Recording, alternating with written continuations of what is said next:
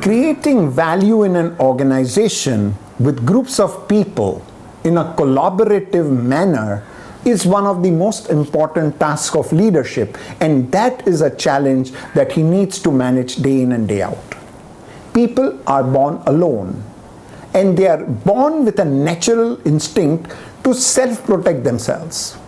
Thus, the very moment they trace insecurity or a threat to their survival is perceived, instinctively they start using power and get into a confrontative mode as a natural reaction to that situation. It's like a default setting. They trace a challenge to their survival, they immediately go into a confrontational mode. Now, organizations talk about collaboration, but collaboration is actually a learned behavior. It comes subsequently upon realization that confrontation, which was the natural reaction, was not able to give them the desired results, or it was not the wise option in a given situation. It is only when confrontation fails that collaboration becomes the second attempt.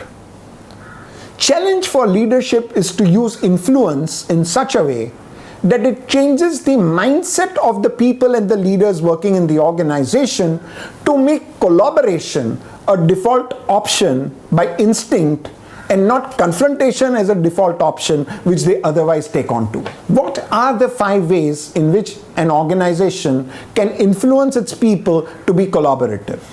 Number 1, you need to have a deep analysis to identify the domains and areas which generally are the areas of conflict in the organization. So identify areas where there are most conflicts happening, try to analyze it, and try to see what are the domains where predominant conflicts are emerging.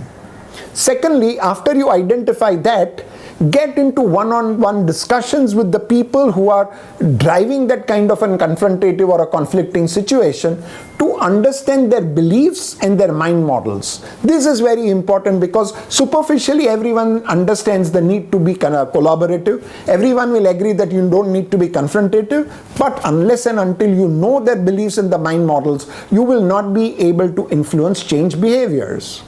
Third, you need to understand that what is the stickiness of the ultimate and the end result and the purpose for which you are driving. What is the stickiness of all the members who are arriving at the collaborative decision making? For all you know, people may say that they are committed to the purpose, but actually they may not be as committed to the purpose. Therefore, you need to test out their stickiness in the given situation. Fourth, dialoguing and predetermining the conflict resolution machinery.